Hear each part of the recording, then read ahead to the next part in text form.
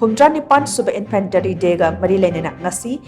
Moirang Multipurpose Higher Secondary School the Indian Army na silaga Khutlai amadi ate equipment sing utpage Thouram Pangthokhre Moirang akoi bada laibe school sing dagi lakpa punna mahiroi lising amaga chani amadi oza humdra mga romna saruk yakiba Thouram aduda Indian Army na sizinaba makhal makha kayagi afaba Khutlai sing utki Thouram aski maru oi ba pandamdi hawgalak iba mahiroi sing the Defense Force na lauriba thaudang singi matang de awareness bibani hairi Infantry Day asi India Singthanangai oriba military history bu ningsingbu oina Indian Army na Thouram asi pangthoklaga lakpani Thouram asi kumja lising masamapan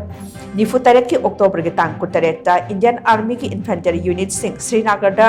yearly Tawduna Pakistan Army amasung tribal militant singi makuttagi Jammu and Kashmir kannabagi laukhatkiba khongthang aduning singbani hairiba Indian Army khongthang asi Indiana ningkha tamlaba matung paikhatpa ahanba military operation ama oiribani military operation isna kumjali samapan nifutaret ising samapan nipunipan gi Indo Pakistan war gi